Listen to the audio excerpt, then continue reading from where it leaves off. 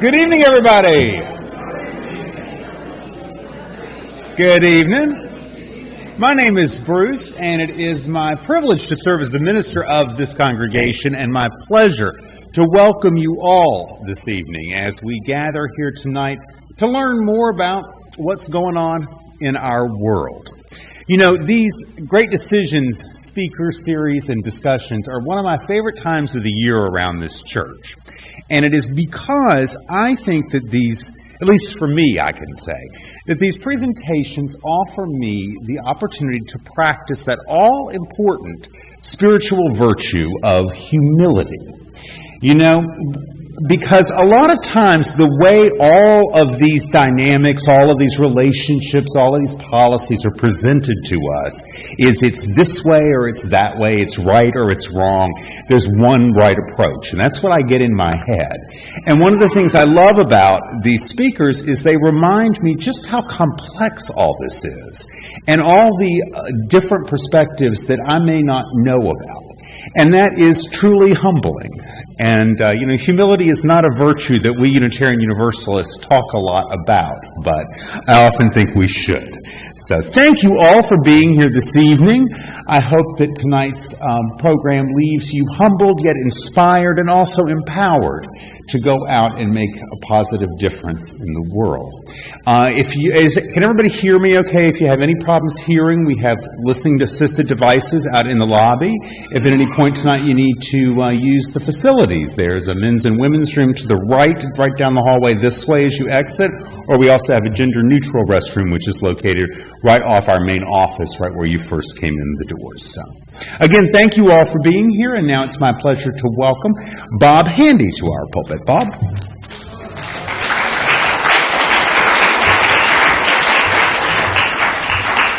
Well, once again, thank you, Reverend Beisner. I keep trying to come up with something original to say after Reverend Beisner introduces me, but I can't. So once again, thank you all for being here. I'm really glad to see you. I take a special pleasure in introducing tonight's guest. He is no stranger to the Gulf Coast of Texas, having appeared twice at College of the Mainland, at the University of Houston at Clear Lake, at our neighboring Clear Lake Islamic Center, and here at the church, most of these appearances being under the auspices of the Speaker and Events Program and Great Decisions. Dr. Landis is Joshua Landis. I always call him Josh because I've known him for a long time. Is director of the Center for Middle East Studies and professor at the University of Oklahoma's College of International Studies. He writes Syria Comment, a daily newsletter on Syrian politics that attracts over 100,000 readers a month. He travels frequently to Washington, D.C. to consult with government agencies and to speak to think tanks. He was educated at Swarthmore, got his B.A. there, Harvard, received his master's there, and Princeton. Did you ever go to the Princeton Chapel? My family name is on back of one of the pews. I was going to say that privately, but he has lived over 14 years in the Middle East and speaks Arabic and French fluently. He has lived 4 years in Syria and spent most summers in Damascus until the revolution began. I think I'm okay in saying his wife is Syrian. Is that correct? Yeah. He's a frequent analyst on TV and radio, appearing on The Charlie Rose Show, Al Jazeera, Frontline, NPR, and BBC Radio. He is frequently published in such journals as Foreign Policy and Middle East Policy. I think you've all probably seen the lengthy bio that we've been sending out, so we're going to get to the topic right away. Join me in welcoming Dr. Josh Landis.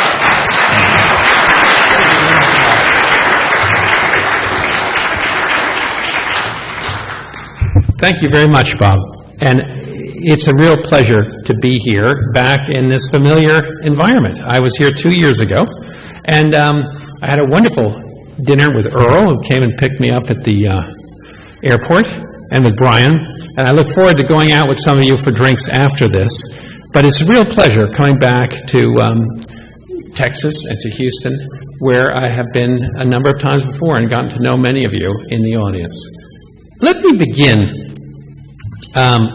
today by, I thought I would talk a little bit about economics, even though it's not always the most exciting thing. It's important for our Middle East, because as I read the report that was sent to me by Bob, the Great Decisions on the Middle East, it took this sweeping overview of the Middle East and went through the many different problems that have affected the Middle East since the Arab Spring. And I thought I would just talk about a few economic problems, which really led to this explosion in 2011. Can everybody hear me? Is this loud enough? Okay, if you can't, if I begin to wander away, you raise your hand in the back or something and just let me know that I'm not, I want to make sure that you can hear.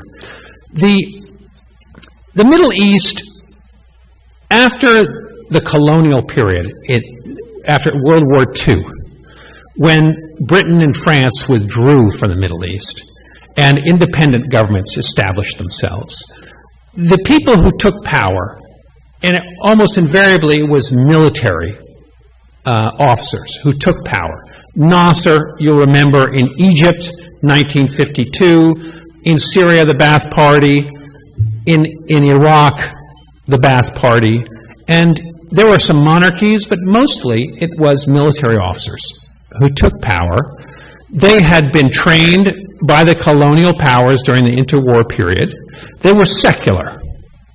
And most of the governments throughout the Middle East were military, secular governments that tried to reform, move away from Islam, and not take a religious, try to separate state and religion. But almost all of them followed what I would call let me see where we are here, just 1 second. Yes, there we go. Almost all of them, 1 second, where are we? I'm going to go, the computer is hiding over there, so I've got to be able to, there it is, I went too far. Almost all of them established what I would call an authoritarian bargain with their people. They imposed a socialist regime, and in exchange for the people accepting not having freedom of speech and freedom of assembly, they tried to offer jobs, subsidies, and especially for farmers, they gave them subsidized oil for their tractors, they gave them fertilizer, and they would buy their farming, their wheat or whatever they were farming, for a set price, so that they wouldn't have this up and down of most farmers. So they tried to provide some kind of a safety net for people. Nasser in 1952, when he came to power, promised every university graduate a job. And then they tried to build clinics in most of the rural areas in a socialist fashion. Think Cuba. Good medicine, they built schools throughout the country, and the quality of life, literacy, length of life, all started to go up in the Middle Eastern countries. Yes. That is a help. Now I can actually pretend that I'm looking at you, and I don't have to turn around. That is very good.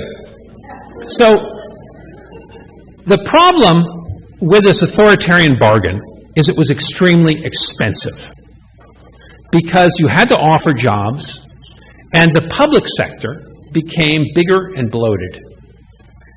the population grew dramatically. And if we look at here, I can see if I can read it.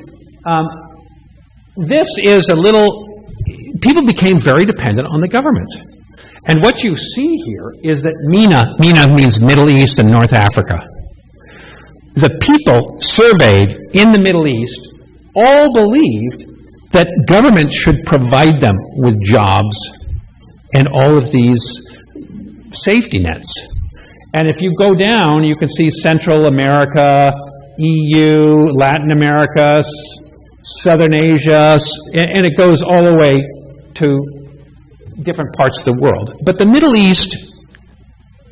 Easterners expect government to do a lot more for them than other people do, because these governments could set themselves up as authoritarian governments and expect the people to obey them if they gave them stuff and guaranteed jobs, healthcare, education. And let me just give you an example of my country, Syria, where I went to the University of Damascus in 1981, 82. The University of Damascus, when the French left in the 1940s, right up to when the socialists took over in the end of the 1950s, Nasser became head of Syria as well. The University of Damascus, which was an elite university, was 5,000 students. By 1980, 81, when I went there, now it was 5,000 students in 1958, 56. So at the end of 1960, it was 5,000. When I went there 20 years later, it was 70,000 students. The socialists took it over. They were from the countryside. And they wanted country people to be able to go to university. So they opened up the university and they said, we're going to subsidize it and make it almost free. And classes, when I went to university there, were about 500 students in the big lecture classes.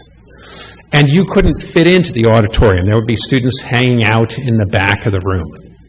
And I went to dinner at a Fulbright professor's house. He had been teaching a seminar beginning English literature with 500 students. It was the end of the semester. He had 500 blue books sitting on his desk. We were at dinner, and he said, Josh, how am I going to correct all these blue books? Look at them. So I went to look at them, and I began to shovel through the first pages. They were identical. Why were they identical? Because he had assigned books like, Jane Austen and, your basic English literature. The kids were too poor to buy the books, or they didn't have good enough English. And what an enterprising student did was record his lectures, transcribe them, mimeograph them, staple them together, and sell them to the 550 students that were in that seminar. So the students would buy this big ream of lectures, transcribed, often with bad English, with lots of spelling mistakes and grammar mistakes, and they memorized it. And at the exam period, there would be a month and a half before the exams, and the students would sit on their balconies in their pajamas, walking back and forth, memorizing. And I would see them in the dormitory where I lived, memorizing these notes from their lectures. And so when they got to the exam, this American professor, not understanding the system, asked them something about Jane Austen that he had not lectured on. But of course, they just started at the first word of his Jane Austen lecture and just copied it all out. And he said that 10 students, maybe, out of 550, actually wrote and responded to the exam questions he asked. The others all copied and memorized. And that's what was going on in the education. And that was the product of this authoritarian bargain, if you will. And the universities expanding so quickly that professors became overwhelmed. They didn't have the resources. And the students copied and they memorized. And that's what was going on in the education system. That's the University of Damascus, the top university in Syria. And the same thing, I studied in Egypt, in other places, and the same thing was happening at the universities. So that's the quality of education that's coming out. Now, we know our Syrian doctors who get to America, and they're superb, but that's because they memorize everything. The textbooks, they pass the exams, they learn English on their own, and they know that the way to get to America where you can make $500,000 a year is to memorize all that stuff. So that small few percentage of students that can do that, learn English, take the boards, get to America, are that teeny little aristocracy of good students. The rest look for jobs, and they're condemned. Well, condemned is maybe too strong a word, but the system does not make them competitive in the international world. And when you think of what we do here in the United States for our kids to make them competitive, sending them to school after school, hawking ourselves, we have these good schools at our fingertips if we can afford them. And in the Middle East, there aren't good schools. In Syria, there are not good schools. You have to send them to Beirut or someplace that is just very expensive. So this authoritarian bargain by the 1990s had really broken down because the population had grown too rapidly. And I want to show you just one or two files of, well, here's mortality rate. The population is going to start to increase dramatically in the Middle East after World War II because a lot of the statistics from these socialist governments were good. Mortality rates collapsed because they built clinics in all the little villages. And the Human Development Index, the top lines are, the two main lines are, one is Africa, which is looking less good, but the Middle East at the top is increasing. So people's development is going up. They're living a lot longer. This is an aggregate of different things for education, literacy, health, the long they live, the calories they're taking in. So things are getting better in the Middle East in terms of how long you live and the basic statistics. And some countries, these authoritarian populist governments, like Algeria, Egypt, Syria, Tunisia, are actually doing better in the human development part because they're spreading education out and they're helping people in the countryside. And they're bringing everybody up to a basic literacy. Not a good literacy, but a basic literacy. Think Cuba. And here you can see this. But public employment, everybody's depending on the government to employ them. So countries like Algeria, Jordan, Syria, everybody's working for the government. But that means the government has tons of jobs where people are doing very little and they're getting a minimal salary. These little salaries aren't enough to keep up with inflation. And the government has to spend more and more money on more and more people. And as the population increases, which it does in the Middle East dramatically, and let's look at some of the population increases.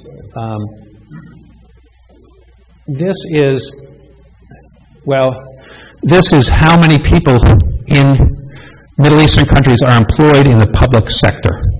The blue is public sector. That means the government jobs. The red is the private sector. This is the inverse of the United States. Everybody is working for the government. The government is employing teachers, military, government factories. So the government is running out of money. And in the 1990s, almost all the Middle Eastern governments essentially go bankrupt. They cannot build decent universities. They can't provide subsidies to fuel, for example, your cooking gas. The mazout, the oil you use for your tractor, your farm equipment is all really reduced prices because the state is subsidizing it. All of that costs a tremendous amount. And it's sucking up all the resources of the government so that there isn't any money to spend on getting better schools, better roads, better infrastructure. So the population stagnates, is what happens. And there isn't enough to go around to keep on providing jobs for all the young people. And because of the population explosion, let me just not bore you with too many words, but here's a population explosion. Total regional population across Europe, that's the red, and then there is the MENA, Middle East and North Africa. The blue is Middle East and North Africa. You can see, in 1950, the entire Middle East is fairly small compared to Europe. But look where it's going to be at 2100. Already, it's in parity with Europe right now, the Middle East and North Africa, right in the middle. But it's going, by the end of this century, it's going to have screamed ahead of Europe in terms of population size. And this very rapid population growth means that governments have not been able to keep up with the jobs, with the universities, with subsidizing all of this stuff for the people. And they can't compete with Europe. They can't find jobs. Companies don't come to their countries because they can't find qualified people. So they're going to Asia, and where most countries are going to find cheap labor, but they're not going to the Middle East. So the Middle East has not grown economically, but the population has grown. And that's going to lead to, here's just some population figures of Saudi Arabia in 2000, 20 million people. 25 years later, it's going to have doubled. And Iraq, 23 million people. When we invaded, Iraq was 24 million. Today, Iraq is almost 40 million people. This is same right down the whole region. You can see it's almost doubling in 25 years, the population. And so governments can't keep up. The infrastructure, the education, the subsidies, they've gone bankrupt. And that's what leads to the Arab Spring. Look at the average age. Here in our, let's see, I've got a good little thing. Here is a 1985. Lots of young people. You can see all the young people. Very few old people. That's because this explosion of population that takes place in the 70s and the 80s due to these socialist regimes that are providing lots of security for these poor people who are increasing their lifespan, their calorie intake, their basic education. And that's what it is. This is what it looks like when you get to the Arab Spring, is that those young people have risen up to here. The median age for most Middle Eastern countries in 2011, when the Arab Spring begins, is extremely young.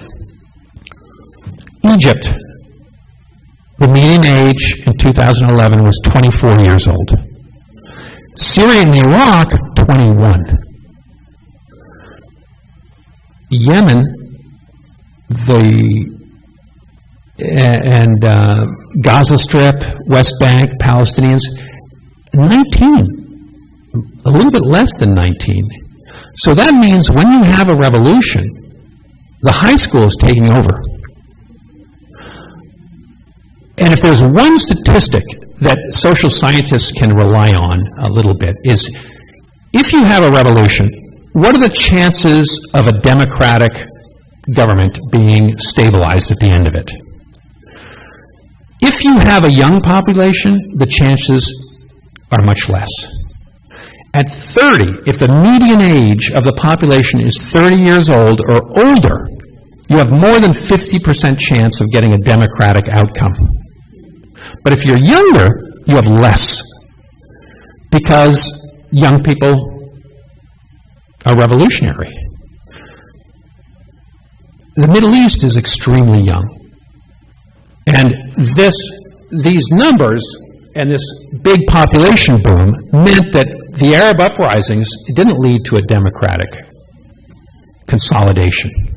The United States is 40 years old, median age. We're not going to have a revolution. That's I guess the good news out of that. But, old people don't want to change. They don't want a revolution. They don't trust, because it takes a long time to settle affairs. They've got a lot to lose.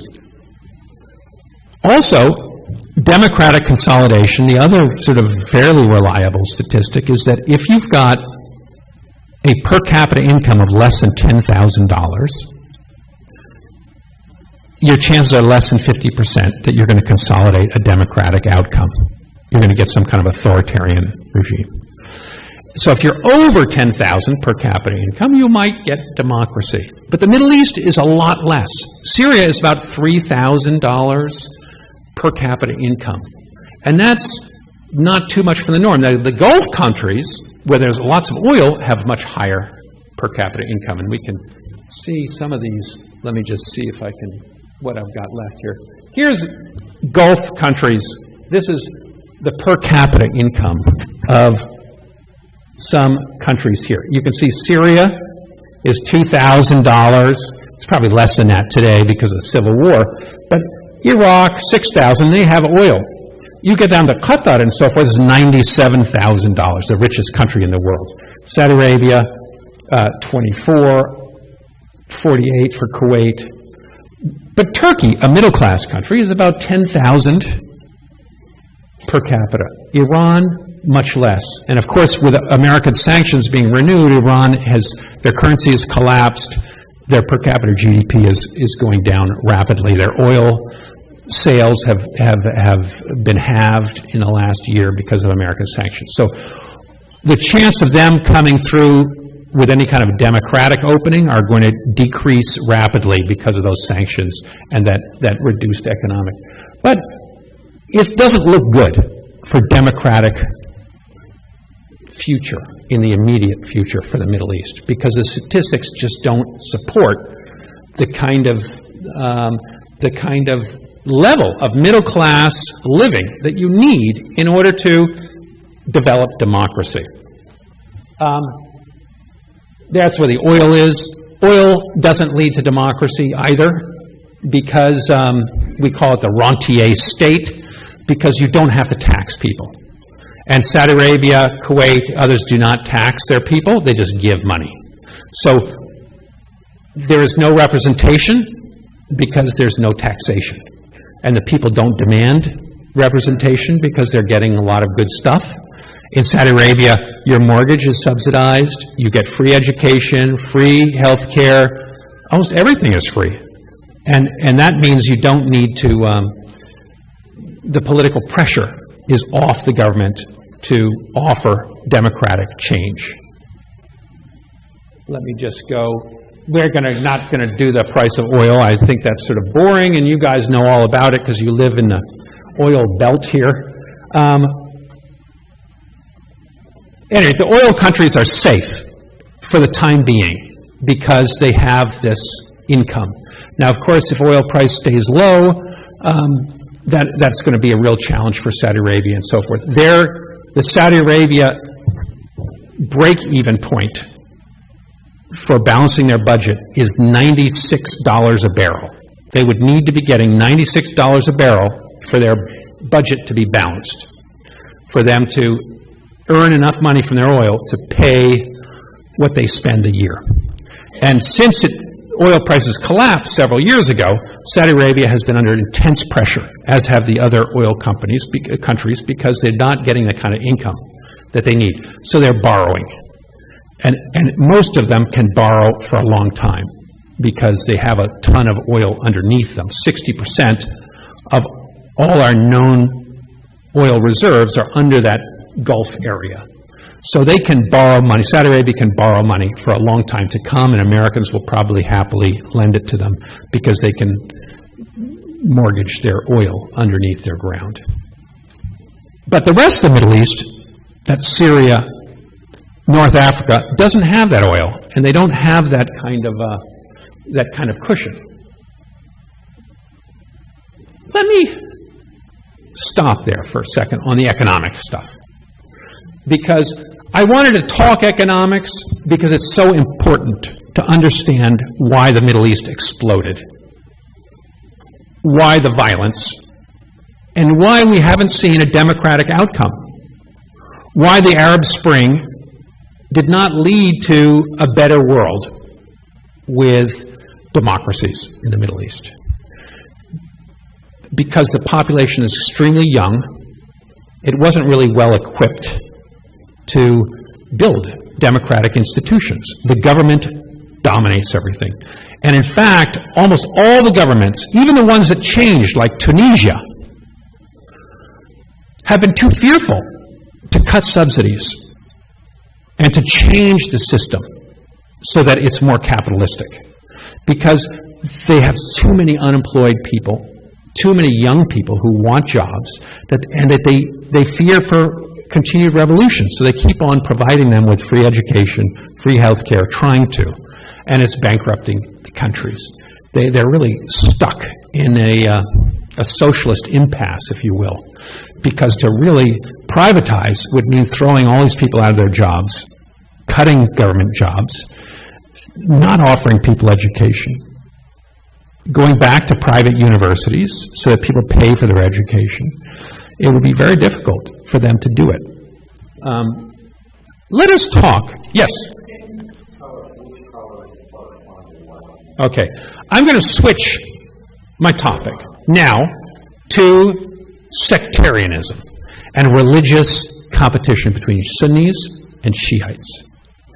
Because, and then I'm going to finish up. I'm going to sort of talk about this for a little bit.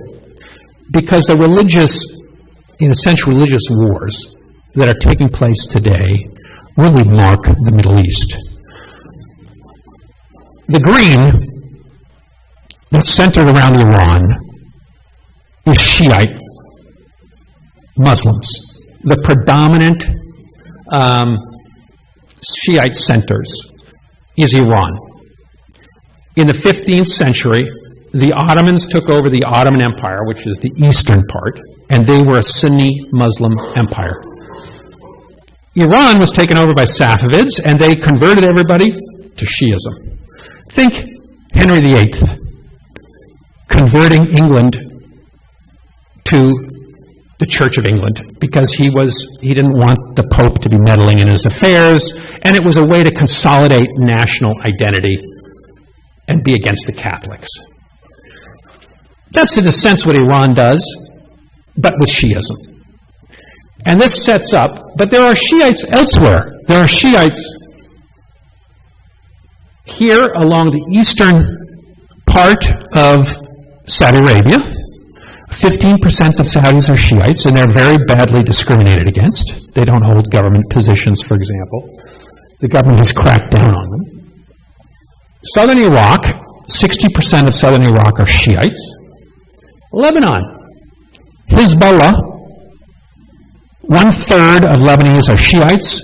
They were the poorest dirt farmers of Lebanon until Iran, after the Iranian Revolution, 1979, became an Islamic republic and began to try to get leverage in the region by helping the Shiites who are discriminated against and economically poor, helping them to organize, sending out missionaries, helping them build militias. So Hezbollah got a militia and became, today, the most powerful single force in Lebanon. Yemen, the Houthis are Shiites in this part of Yemen. They took Sana'a, the capital, several years ago, and Saudi Arabia, the Sunni powers here in Saudi Arabia, decided they needed to destroy this rebellion, the Houthis. And with American help, because they saw the Houthis as Shiites related to Iran, America helped them arm, along with the United Arab Emirates here, and they attacked. And that's the ongoing war in Yemen, and now tons of starvation and a terrible death rate. But in all of these areas, in all of these areas, we see a Shiite versus Sunni war. Iran against Saudi Arabia. It's a Cold War, if you will, along religious lines that has torn apart the Middle East. This really begins with the collapse of secular regimes, starting with the Iranian Revolution in 1979, where the Shah of Iran, a secular power, very pro-Western, secular reforms, gets overthrown, and a much more religious government takes place. And by the end of the 70s, by the 80s, these secular governments, whether it's Arafat in Palestine, whether it's Saddam Hussein in Iraq, Hafez al-Assad in Syria, Boumediene, Ben Ali in Tunis, the Nasrists, all of them were secular military governments. They're going to be challenged by religious parties, Muslim Brotherhood, who look to the past and say, we're not doing well. We're struggling, we're poor, we're not competitive. Our governments are corrupt, and worse than that, they're agents of the West. They have pursued secularism, and they have abandoned our tradition of respect for Islam and our religious traditions because they are apes of the West. And they've followed the secularism, which is evil. And that we've abandoned our souls to America. And this was the kind of propaganda that the religious parties were putting out and saying, we have to overthrow them. We have to go back to our roots, our authentic identity, and to the Quran and Islam. And Sharia law becomes the answer. And that became the counter-opposition movement. And once that became a dominant power, it split along religious lines. So the Iranians, the Shiites, had their answer for Islam, and the Sunnis had theirs. But today, most of the big opposition parties are Islamic. And when the military rulers of Egypt were overthrown in 2013, who won? The Muslim Brotherhood. In Syria, when the Assad government, a secular, religious minority-dominated government, was beset by rebels, they became increasingly Islamist. And Al-Qaeda and ISIS predominated. And America was backing the Sunnis against the Shiites because we don't like Iran. And Russia has insinuated itself wherever there are Shiites. Because the Shiites are being attacked by America and America's allies, Saudi Arabia, they need a superpower to back them up. And so they've gone increasingly to Russia. So wherever there are Shiites, they look to Russia. Wherever there are Sunnis, they look to the United States. And America's ally in the Middle East, Israel, has increasingly been able to ally with the Sunnis, with the Saudis in particular, and other Gulf Arabs, because there's a common interest between Israel, the Sunnis, and the United States. President Obama tried to balance this. He said, I don't really like Saudi Arabia. They're too mean to their women. I'm going to make an opening to Iran. We don't want to get into the middle of this religious war. And he signed the nuclear agreement with Iran, which upset the Israelis, who are threatened by Iran, and it upset the Saudis, who are in direct competition. They immediately began to lobby Washington and said, don't do that. Because you're helping your enemies and you're hurting your friends.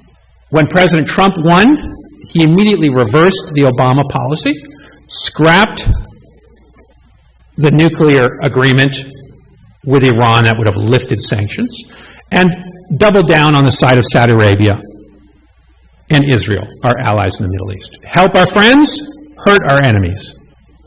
And that's where we've returned to, but it's created a big opening for Russia and Iran, who is now the protector of Shiites. So Iran, with the Houthis being embattled here, they've immediately turned to Iran, and Iran is supplying them more and more.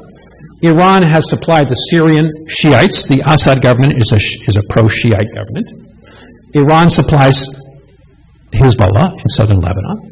And Iran is good buddies with the Shiites of Iraq that we put into power. When we threw out Saddam, who was a Sunni, we cast the Sunnis from the top of Iraqi society down to the bottom.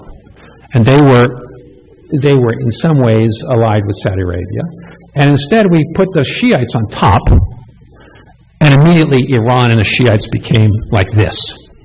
And America was pushed out, much to our consternation. We thought that the Shiites would embrace us, but they didn't. They embraced Iran. And today our power is our presence is in Iraq, but many of the Iraqi deputies, particularly the Shiites, are saying we got to get rid of the Americans. So that's the situation today, is we're dealing with a Middle East that is extremely divided, where we have sided with the Sunnis, who are led by Saudi Arabia, who've got most of the money, and we're against the Shiites, who've turned to Russia. And that's our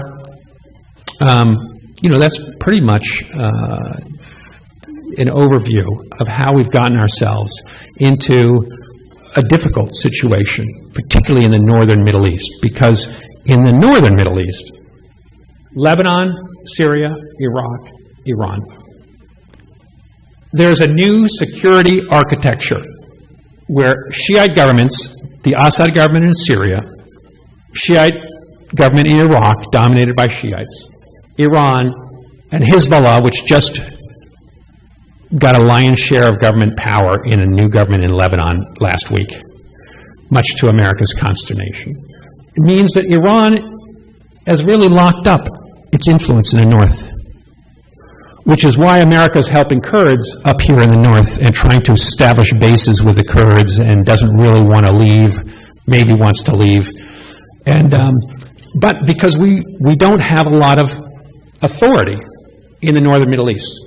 Where our authority is still down here in Saudi Arabia, where we have 9 nuclear-hardened air bases that we built for Saudi Arabia in the 1980s that are all F-16s and other American planes with AWACS and all the American pertinences. So it's better than NATO, and we can we have, big naval base in Qatar and in Kuwait and so forth. We can launch an attack against any of these countries and dominate the Persian Gulf. So we control the flow of oil, which is so important for the United States. We don't need oil because we've got fracking, we've got Texas, thank God for Texas. And we've learned to produce more and more oil, but we want to control oil. And that's, in a sense, I suppose it's the curse of a superpower, is you want to run the world. And you want to be a superpower. And every one of our public officials runs on that every 4 years and says that America will persist in being a superpower, and they will make sure it does. And if you want to be a superpower, you need to control oil. That was the lesson of World War II. The United States beat Hitler largely because we controlled oil. And we denied Hitler and Japan oil. And if you think, what Churchill called the hinge of fate, 1941, 2 major battles, Stalingrad, El Alamein in Egypt. What was Hitler doing? He was trying to get oil. He wasn't going to Moscow like Napoleon. He was going to the Caspian Sea, where all the Soviet oil was. He was going to the Suez Canal, where Britain got all of its oil from Iran. He was trying to capture those important strategic points for oil. America and the British stopped him, and the Russians, God bless the Russians, stopped him in both those places. He never got oil, and his panzers and his air force stopped. And America understood from that moment on, our military planners, that if you own the oil, you own the world. And today, as we wind up in our fighting with China over trade, tariffs, economic power, the road, we can't leave that oil. We're addicted to it. Not because we need it for ourselves, but we want to be able to deny it to China. If China were to attack Taiwan, what would we do? We're not going to invade China. We would turn off their oil. We would stop the ships from coming out of Iran and so forth. 20% of China's oil comes from Iran. Even bigger part comes from Saudi Arabia. Saudi Arabia's biggest oil purchaser is China. Because China doesn't have much oil and it gets it all from the Persian Gulf. So this is the problem for America. If we want to be a superpower and keep China like this, we have to stay there and control this region that doesn't want us. And we have to play this game of Sunni versus Shiite, push Russia out, hurt Iran, sanctions here, tons of ships and soldiers. And that's why we've gotten ourselves into this mess, I suppose. And it's very difficult to undo it. It's easy to say, oh, we've got Houston and we don't need anybody's oil. But it's hard to wean yourself from being a superpower. And so all of those three problems, the economic problems, which the Middle East has in spades, bad government, unable to to provide jobs and competitive employment for their young, hence the refugees and the collapsing governments, religious war, and then the economic, the strategic, geostrategic concerns have all come together in a position where, even though Obama says we need to pivot to the east and take care of China, and President Trump says, oh, I'm going to end those stupid wars and we're going to get out of this losing place. They're all stuck in the same bloody wars. And it's very difficult to withdraw and bring the troops home. We have spent close to $5 trillion since we invaded Afghanistan in 2002 in the Middle East. We have a debt of $21 trillion, but a fourth of it comes from misadventure in the Middle East, trying to preserve our position as the dominant power in the world and deny this to other people and somehow keep control of a very turbulent region. Thank you.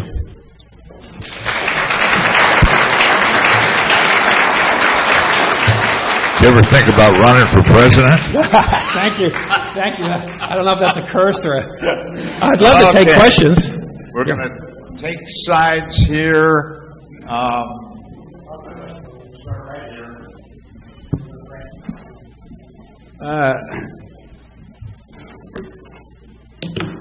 It was very interesting to put in historical context all this. And so going back to the 70s, from a historical point of view, the oil embargo that took place, and that time all these Middle Eastern countries were together, and the issue was Palestinian issue at the time, and they were all united. And in the 1970s, we experienced the oil embargo from the Middle East, OPEC at that time. Whatever happened to the dynamics afterward, that now your sketch shows that is it because of a revolution in Iran that the split happened, that Sunni versus Shia, sectarian thing took over. As a result of that, now it's basically in disarray, the entire Middle East. So my question is that U.S. position has always been as oil over there, from the 60s, 70s, 80s, and so forth. Are we still stuck in the same way as far our power is concerned to control the oil, despite of what the scenario that you depicted exists now in Middle East? Right. Yes. I mean, our interests in the Middle East after World War II were twofold. One, helping to create Israel, to which America played, for which America played a very important role once Truman made it a part of his platform and said we're going to support a Jewish state. Pushed through the UN vote, division of Palestine, and helped create this Jewish state. And then America increasingly, of course for domestic political reasons, became very attached to Israel. But on the other side was oil, and Aramco, and Saudi Arabia. And my own personal history is tied up with that because my father in 1958 took us to Saudi Arabia, to Jeddah, opened the first American bank in Saudi Arabia, in Jeddah, and then another branch of Citibank in Riyadh. And so my family history, then we went to Beirut and he opened up branches, but America was just all over the Middle East, 1950s and 60s. It was a very good time because everybody liked America. We hadn't gotten involved in the wars, not in the Arab-Israeli conflict, not in these local wars. But the population in a country like Syria at the end of World War II was 3 million people. Today, it's close to 24, 25 million. These were small countries. They needed a lot of help, and they had elites that were running them. Today, the masses of people have woken up. They're better educated, and religion plays a much larger role, partly because of the development and because the masses are involved, partly because socialism chased away the rich people. In Syria, you had a series of very dramatic revolutions, same in Egypt, where the top 3, 4, 5% of people were scraped off the top and fled, either to Europe, the United States. We have a nice Armenian woman here. Where are you? There you are in the back. Your family, all of the Armenians, were driven out of Turkey, for example, after World War I, during World War I, and right after. Many of them fled to Aleppo, which is in northern Syria. Aleppo was almost 20%, 25%, well, even more than that, Christian at the end between the two wars, and Armenians was a big section of town. When I first started going to Aleppo in 1979, the Armenian quarter was big. There were discotheques, bars, and restaurants. It was the lively center where all the tourists went.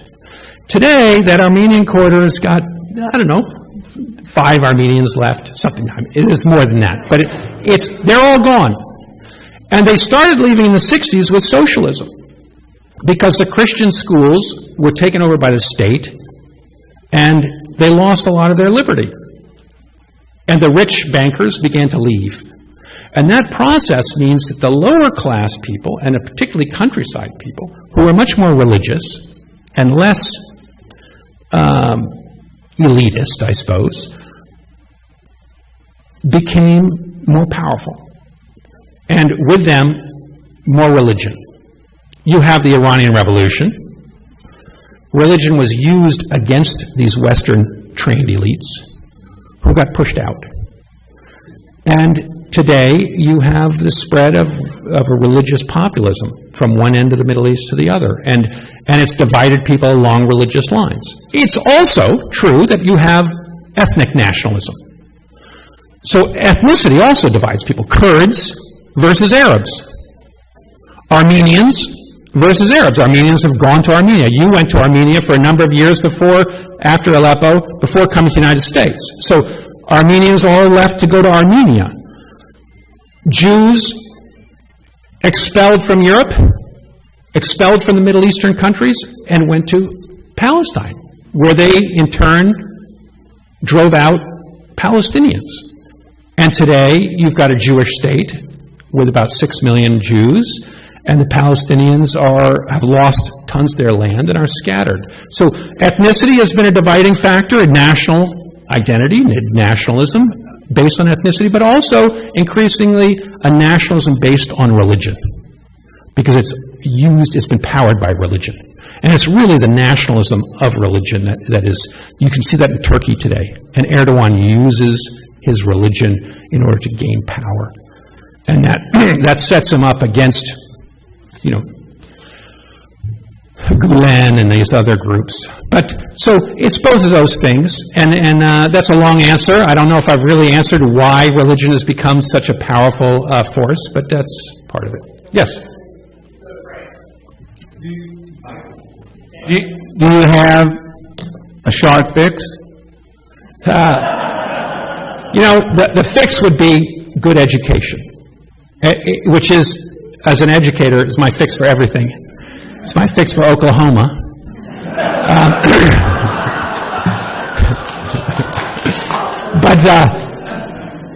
But Oklahoma, we've reduced the education budget 20 years in a row, or by 20% over the last, I don't know how many years. And it's not good. It's not good for Oklahoma because we're less competitive in the world, and it's not good for the Middle East.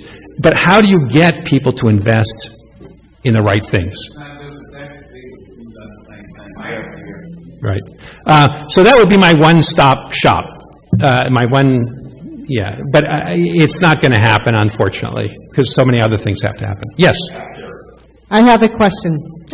Actually, two questions, but before that, I want to thank you very much, because there are lots and lots and lots of Syria experts, but only you had the integrity and decency at some point to say, oh, I was wrong, and change your opinions about the beginning. I'm talking about the beginnings of the 2011, and now your views are different about what happened. So thank you for having that courage and of saying, like, maybe we didn't understand this whole thing quite well in the beginning. So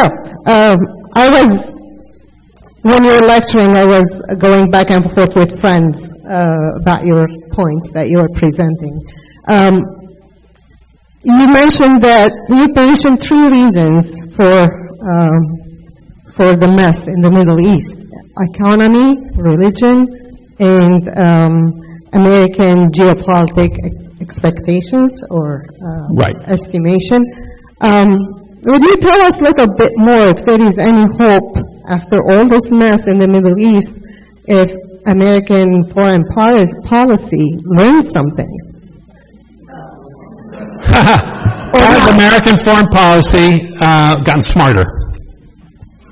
I would say, let me just use your question here really to answer something totally different. And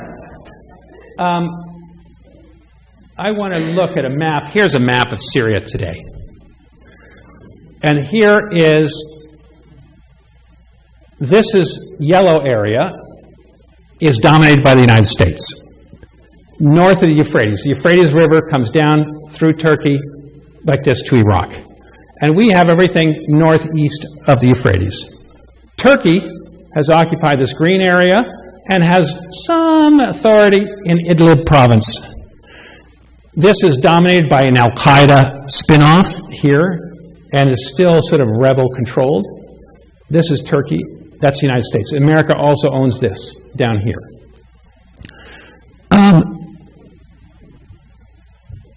President Trump said we've got to withdraw. I'm going to argue that he's right.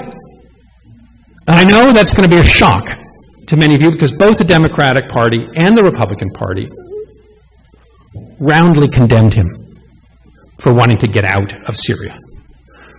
the leaders of both parties rose up in Congress and voted against his withdrawal and tried to pass things. Of course, the president is in charge of foreign policy, so there's not a lot they can do, but it's not popular in America. America likes its Middle East wars. It wants to stay there.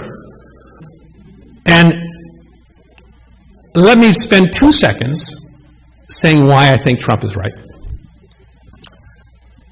Trump is right because the YPG, this is the Kurdish militia that holds sway in the north here and that America has teamed up with,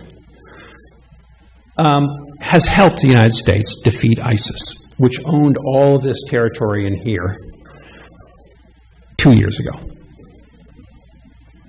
They have been great allies of the United States. We have helped them survive because ISIS was surrounding Kobani, for example, a city of 250,000 right here, and ISIS was driving all the population out of that city. Most of them had fled before America jumped in 2015 and began to support the Kurds of Kobani, and they eventually turned that around. Turkey did not want America to do that. Turkey was helping ISIS destroy those Kurds because the Turkish government does not like the YPG. It fears that the Kurds of Turkey in the east, about 20 million Kurds, will secede and break away from Turkey. So Turkey doesn't want their Kurds to be armed and trained by Syria's Kurds, who belong to a similar secessionist party. And so Turkey was furious when America started arming the Kurds. Turkey preferred ISIS to the YPG. And America got at loggerheads with Turkey over this issue. And that's what separated us from Erdogan and why we're at each other's throats today. Now, so you would say America can't leave because the Kurds will be destroyed by Turkey. We owe it to them. They helped us kill ISIS. And that is a powerful argument. The trouble is, there are 2 million Kurds in Syria. They're about 10% of the population. They're the poorest percentage. And they don't have, for example, any universities in this region. The universities are in Aleppo, Damascus, Homs, and other places, Deir ez-Zor, but not in the Kurdish regions. They don't have hospitals. The Kurds would go to Damascus. They would go to Aleppo. They would go to Deir ez-Zor. They would go other places to get their basic government fix. America could stay and offer to police this region, this poorest 2 million Kurds.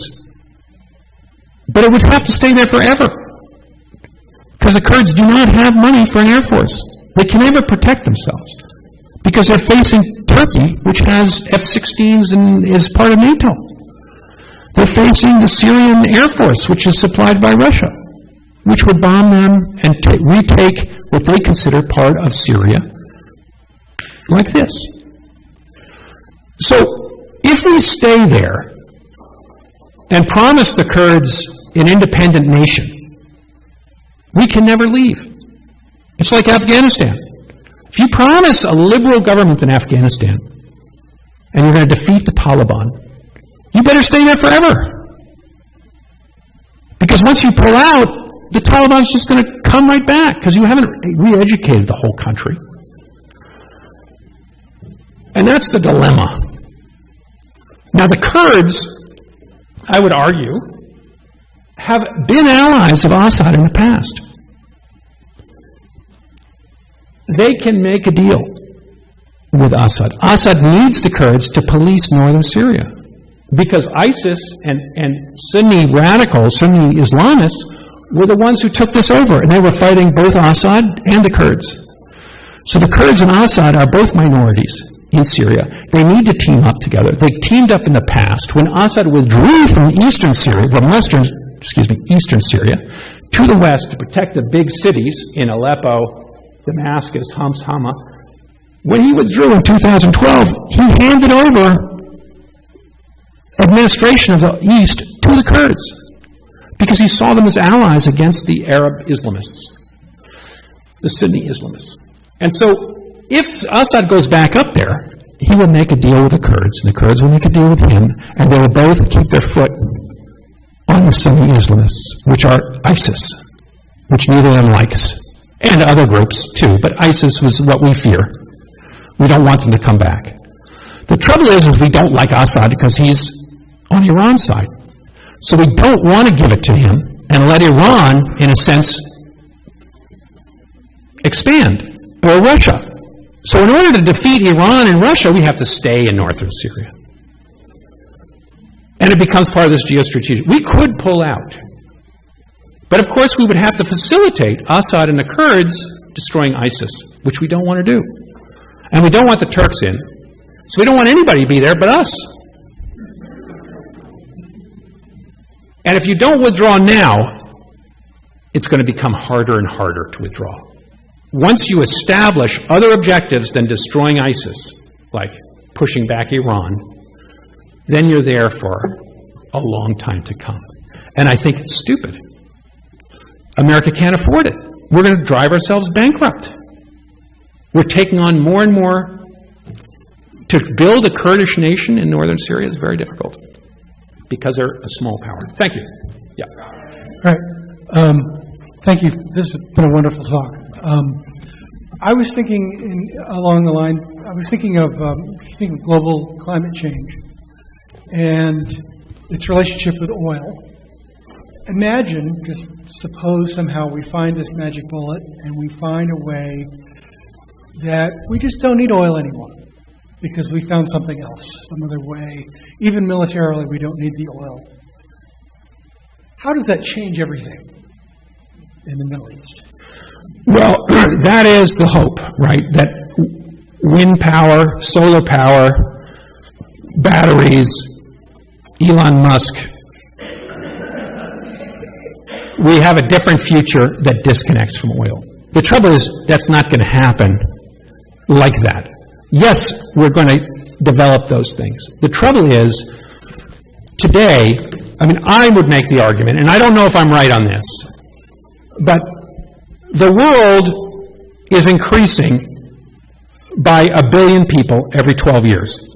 We have 7.5 billion. We got our last billion 12 years ago. And in 12 more years, we're supposed to get another billion. We're growing so exponentially. And many of those people want houses that are half the size of yours. Let's say 2,000 square feet, not 4,000. Maybe I'm exaggerating. Maybe you only live in 3,000 square feet. I don't know. But they want to heat it in the winter, and they want it cool in the summer, and they want a car. They want 2 cars, 3 cars. They want everything you have. And not all of that's going to be through wind power. Even though you might increase wind power and solar power exponentially, everybody in the world is going to want to drive their car and have their heated house and all the other stuff. And it's going to be very hard. Today, we're adding demand between 1 and 2 million barrels a day of oil every year. The demand is increasing. It's not going down. Now, we keep on hoping that we'll have a technological breakthrough and Elon Musk will become the next god or something like that, and we won't have to use oil anymore. But the chances of that happening anytime really soon, we're going to need a lot more breakthroughs. And maybe they will happen, but even so, to digest that, for you to sell your house and convert to solar power, I bet you none of you will ever do that in your lifetime. Does anybody have solar power in their house today? But very few of you, all of you are going to gamble I'll die first before I do that.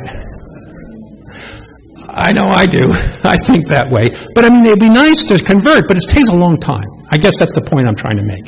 To make those kinds of changes take a long time. The world is growing, and oil, in the meantime, is going to remain a very precious commodity. That's would be my argument.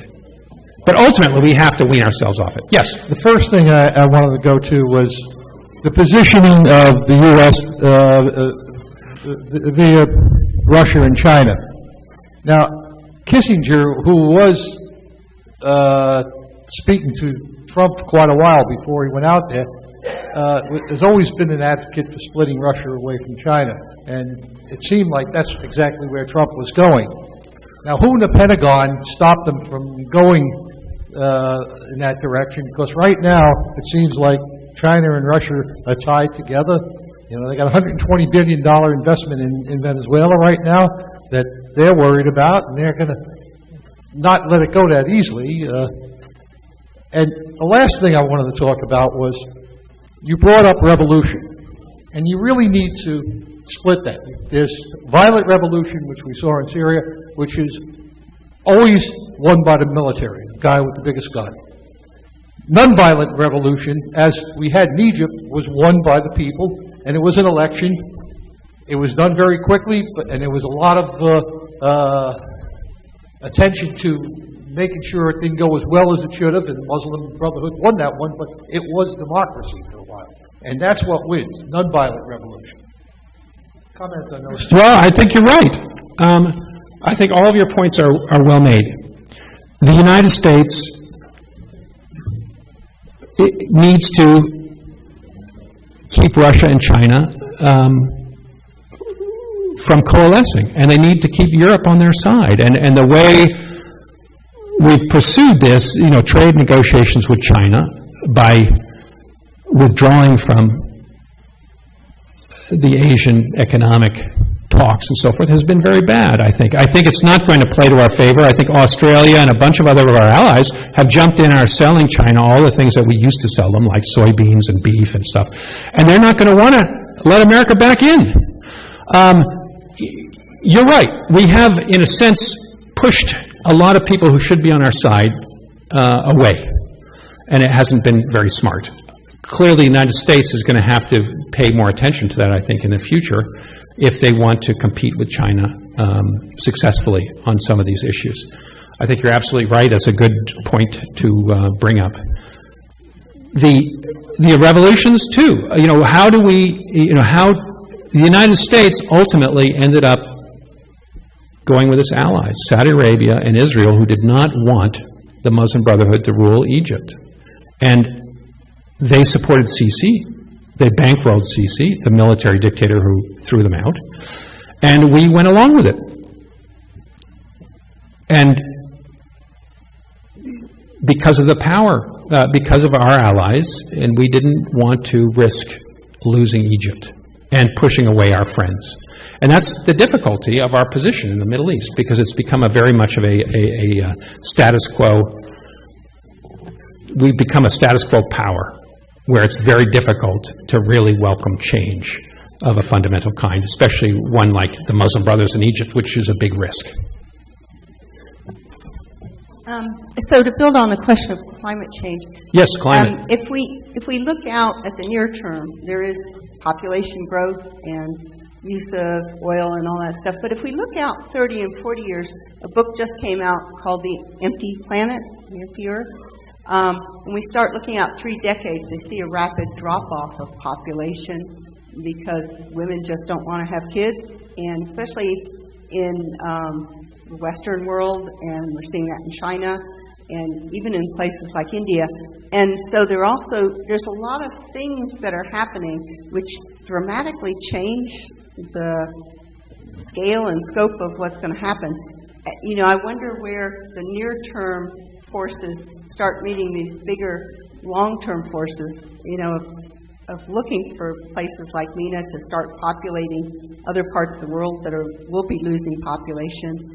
And while and China has a mandate to go totally renewable, they're trying to really accelerate their way out of oil, realizing that their growth right now is using more oil, but at some point they will hit the tipping point on renewables, and they're driving faster than anybody to get to renewables, including their cars and stuff. So at some point you're going to hit a tipping point where the dynamics all change. Well, the environment is very important, and if we look at the Middle East, it's been getting drier.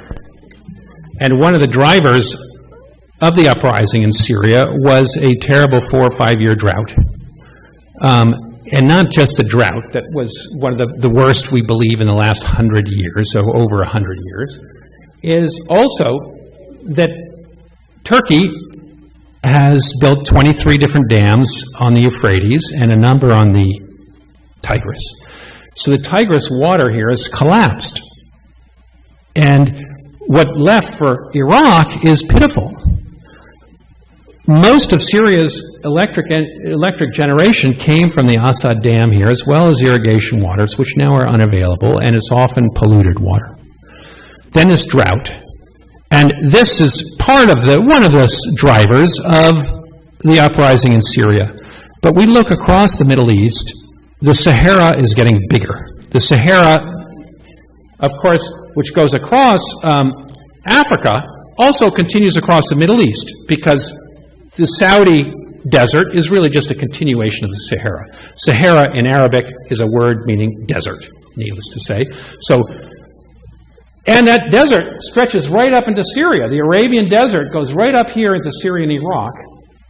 And there's a mountain range right here, and all the water drops in Lebanon and on the coast here. But then when it gets here, it's like the Rocky Mountains, where there's desert on the other side because the prevailing winds are coming across the Mediterranean. And they drop their water at the coast, and then it's dry. And that's been getting worse. With the monstrous population growth, there's more demand for water. And people want to live middle-class lives, so they want to take showers regularly and use water profligately. And this is a big, we don't know, it's hard to see how that is going to come out the other side. Israel has begun to use ocean water and purify it for its water and solve some of its water demands because it has lots of gas. It's discovered off the coast and has begun to desalinate. But that's very expensive. Other countries will use that technology, but it can only solve some of the problems.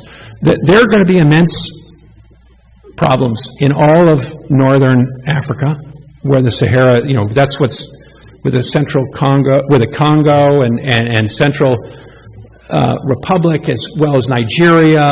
All of those countries south of the Sahara the desertification is terrible, and population is being driven south. And that's partly why people are fleeing. So many of the people fleeing into Europe are Africans from Libya and so forth.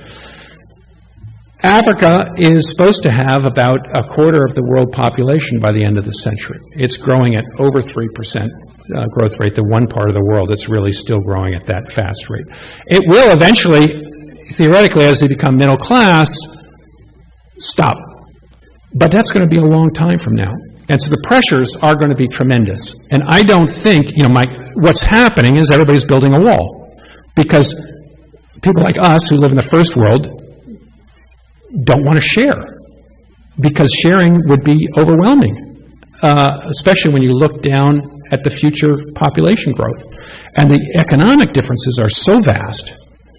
I lived in Italy last year teaching at the OU's campus in Italy, and you could feel the unhappiness of the Italians because there were tons of Africans coming into Italy all the time, and you see them in the parks and the towns and here and there, and the students would complain about them, and the country was tearing its hair out. It's not used to Africans in Italy, so they're quite racist, and they were tearing their hair out. And that problem's only going to get bigger. So they're busy building a wall. It's a theoretic wall because they paid over $1 billion to militias in Libya, provided them with little gunboats, and the militias, what they do is they use their radar and their navy to spot boats coming from Libya. Then they telephone up the militias in Libya, who zoom out with their Italian-supplied patrol boats, and capture all of the refugees and bring them back to Libya. And they're paid handsomely to do this by Italy. It's a form of a wall. The other half of the Libyan militias are helping the refugees get on those boats. So they're making it with one hand, and they're stopping them with the other hand. And it's a money-making proposition, and Italy is willing to pay a lot of money to do that. But that problem is going to get worse. And the environment is playing into that. I hope the environment will turn around and we'll find some fixes for it. But in the meantime, the pressures are going to build. And we face some real dilemmas on how to deal with those issues, because we should deal with them as an international community through the UN, but increasingly we're seeing those big organizations falling apart like the EU, and each country is taking their own future into their hands. And yeah. I have a question that would really help if you went back to that map. Yep.